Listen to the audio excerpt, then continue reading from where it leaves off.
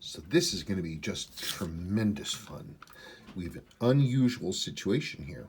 Okay, this is a MACV SOG. It's a 6119. It's from June 1968. We can see this one went through the ringer. These are plated cases, base metal underneath, and the base metal does not react well to moisture and skin oils and that kind of stuff. And you can just see how this is eaten away to the point that the look at the look, I've scrubbed the heck out of my hands. What am I going to do? You can even see, look at that. That's the end of the it's the end of the spring bar. It's actually worn up through the bottom of the lug.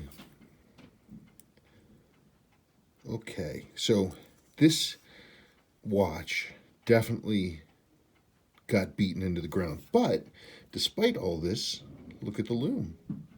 Never got water inside, at least none that affected the dial.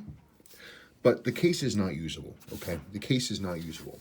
Now, as we know, these watches, because they started with the 6619s, and they went to the 6119s, then later on they went to the 7005s. So this is sort of the classic MACV. This generation was the first ones that they actually put in bulk orders to Seiko for these watches specifically. Now, this owner has done something pretty cool, pretty neat. The owner did a lot of research and digging and found, so these were ordered by the military, right? It's a 6119 8100, ordered by the military in this configuration. Here is the civilian version. That is also a 6119 8100.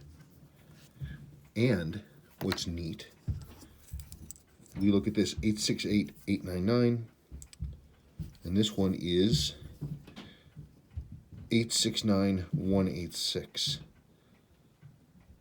I mean, they're extremely close. This is what the case looked like. This case looked like just like this.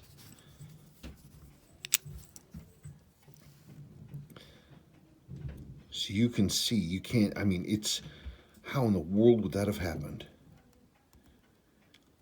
Anyway, so what we're going to do is this case is going to we're going to basically remake this MACV. We're going to put the good case and dial and movement and everything into this watch. I'm going to save everything I can, and it's going to go in here. Interestingly about this watch, I don't actually ever really remember seeing this specific dial before.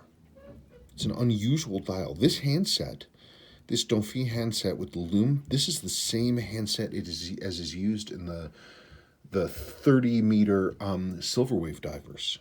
Why it's here, I have no idea. Anyway, I'll look at the two movements. I would like to keep this together, but if we'll see, because this watch has barely been worn. It's had a little bit of moisture inside, but it's barely been worn, and the case is more or less perfect. So we are going to make two watches into one.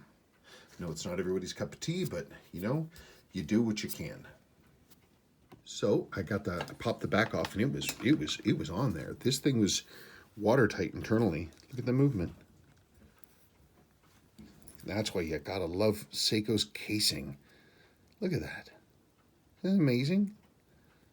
It's this badly damaged, and yet because of the way the design works, it was still water resistant. That's amazing. That's amazing. A little grainy, not bad. Just for fun, let's open up the other one and let's look at the movement there. If I can find the little fingernail hole here. There it is. Found it. Okay. Gosh, this watch is super nice. And then yeah, that is it.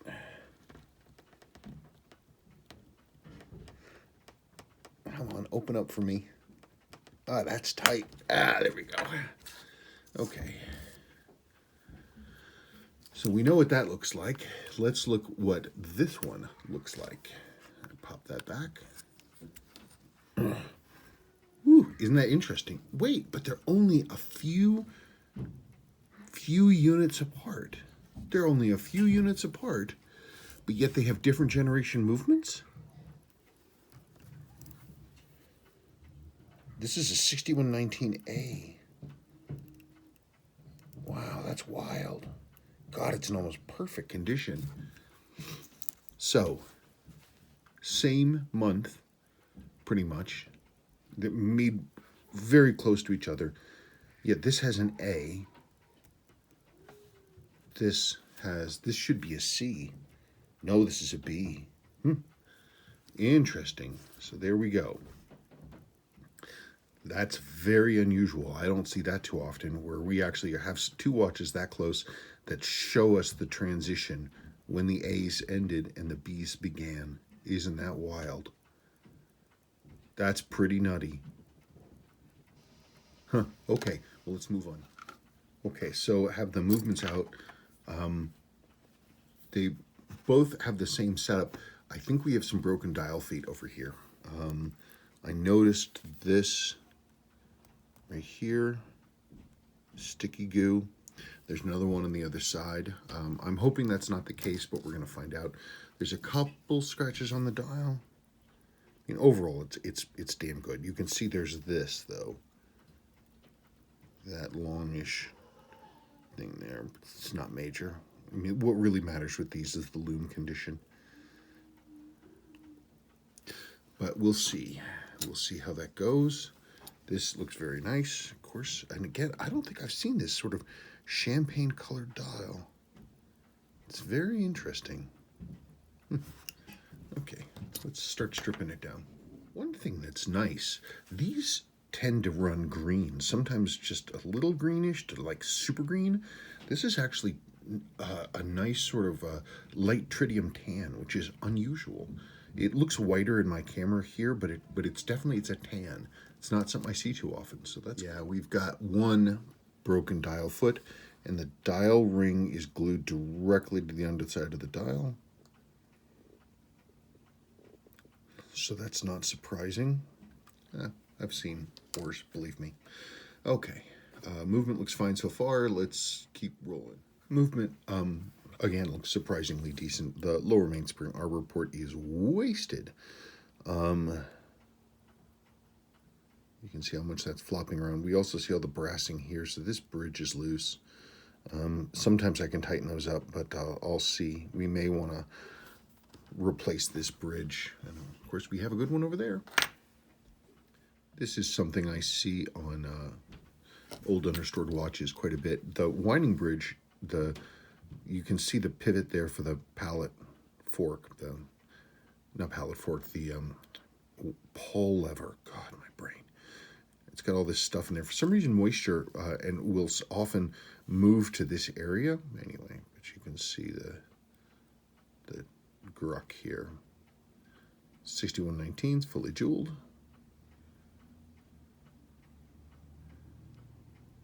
Yeah, that's the usual thing we see. Gross. So here we are. I'm about to pull the train bridge and all that stuff. So this is a 6119. The main difference between the 6119 and the 6106, both of which came out at the same time, 6119 is sort of the higher end movement. It's much more jeweled. 6106, typically these will be bushings, and this obviously not only has all jewels, but it actually has dia fix right there. The big advantage of 6106 is that it has hacking.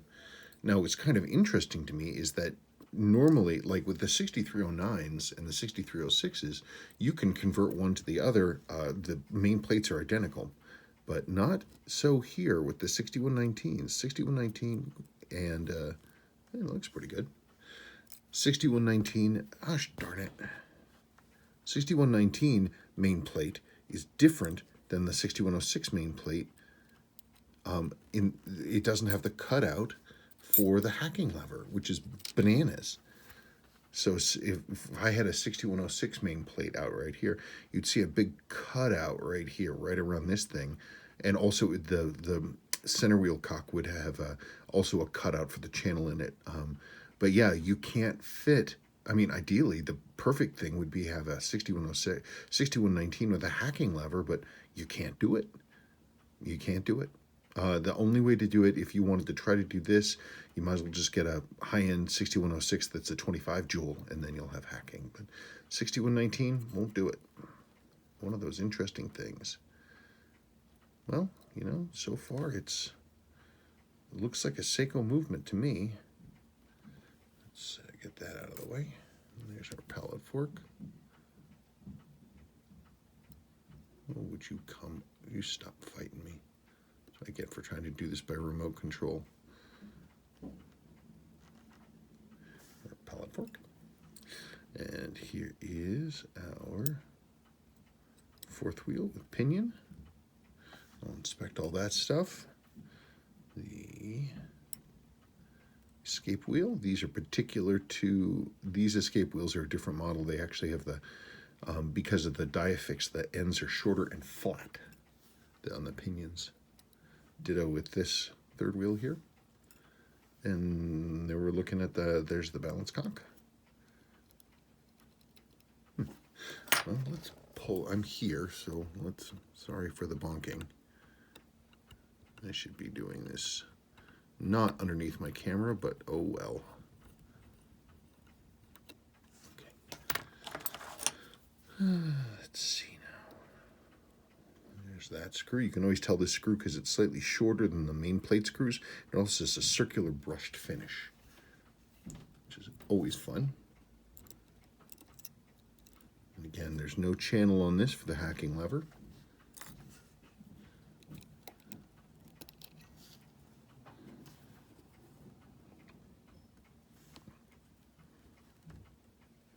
Doesn't look too bad.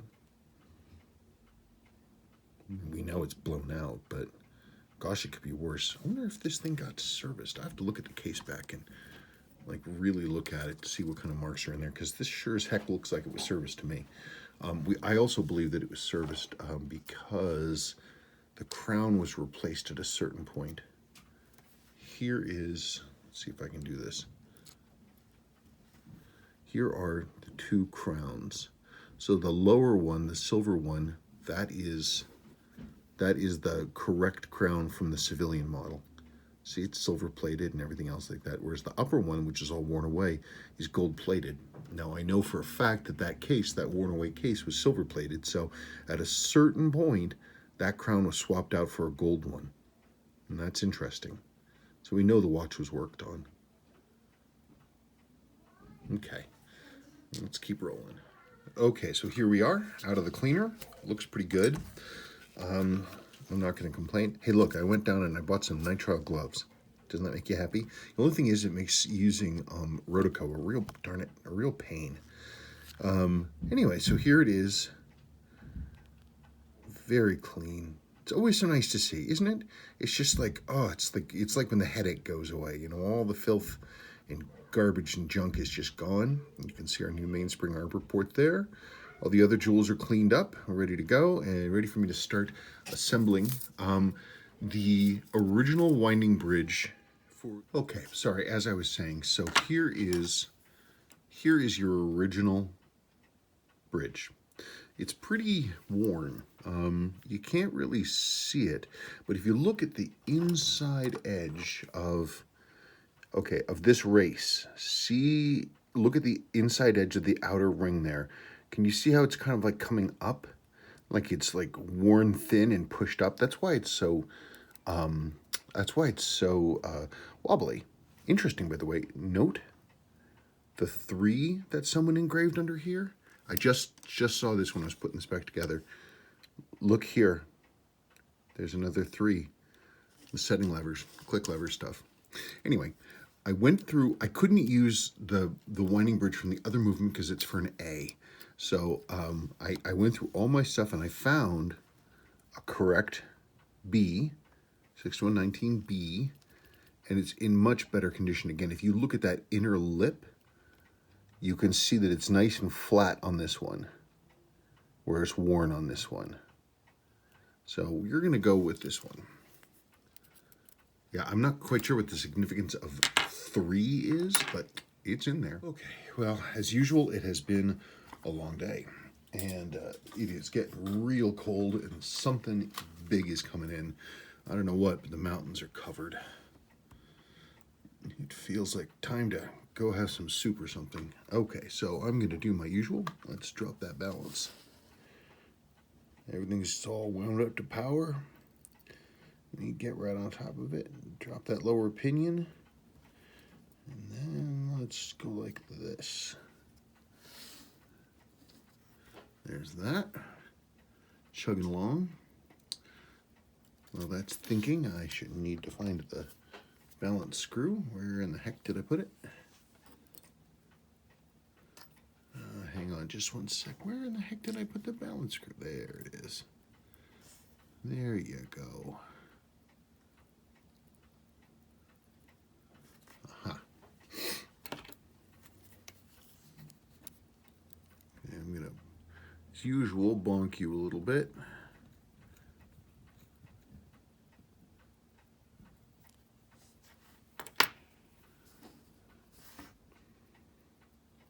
Okay, well, it's running. Let's, I want to look at it closely, but it's the end of the day, and I'm going to pull the plug. I'm cold. I'm going to go upstairs and have cocoa or something. Okay, I think we're making good progress so far. Case came out nicely. It's all clean, and that's about it. Okay, and let's check in tomorrow morning and see where we're at. So, for fun, I just checked the numbers. And it is, I'm going to have to do some extra work. This is the beat error, 2.1. Oh, would you knock it off? This beat error, somebody must have done work on this and they used a 6139 or 6138 chronograph wheel because they're the exact same part.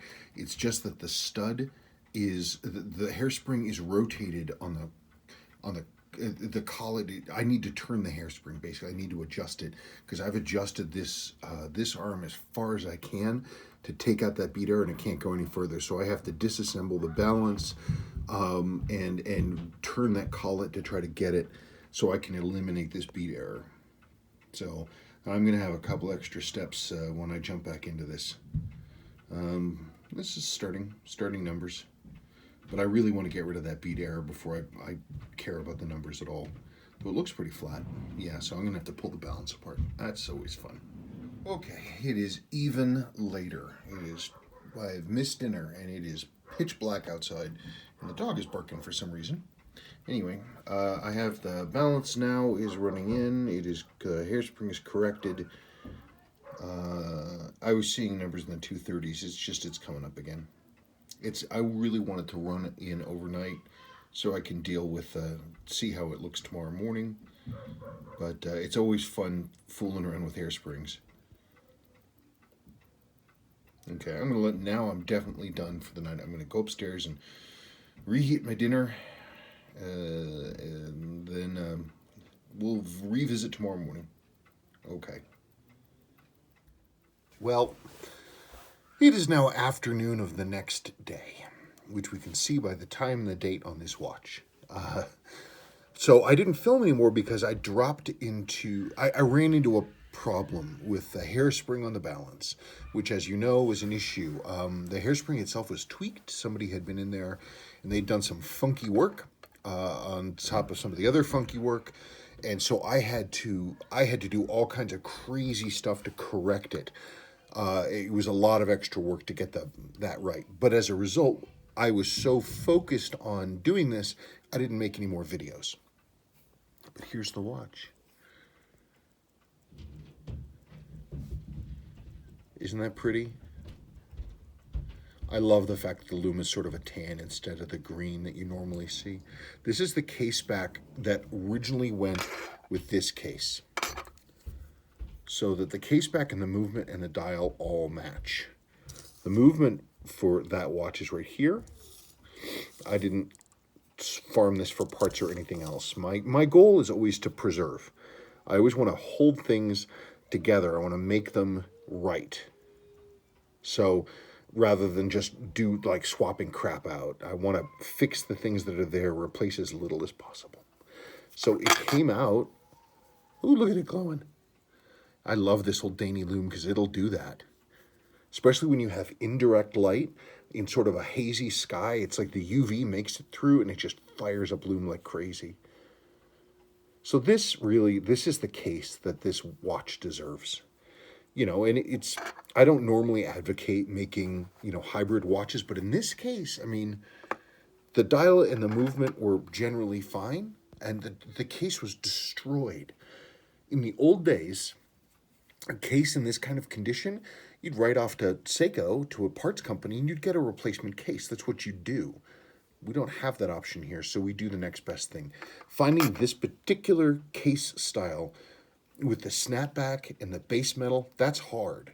But you found this, which was perfect. This is a really nice watch. It's a really nice watch. You know, we've got the other stuff here, the rest of the stuff for it, but you know, we've created something beautiful. And this is, I'm all about preservation, but there comes a point when it's just, it's too much. So, but you're going to get all this stuff back. So you'll have all the things with this and be able to do what you like. But there was some extra stuff I had to do too, by the way. The dial was warped in this weird way that when the person was working on the dial, they did some strange stuff. So actually the dial was dished down around these edges and sort of whacked. There's a whack right here that I didn't see on the surface. It like that little half moon right there. But because the dial was dished, the hands were actually interfering. They were ramming into, the dial was basically too high. So I had to do some correction to the dial and some other stuff. But boy, that hairspring threw me for a loop. God, that was hours of work to get that right. But now it's beautiful. When you get this watch, you listen to it. It's strong and beautiful. Anyway, that's it. I look forward to you getting this back, and I wish you all the best.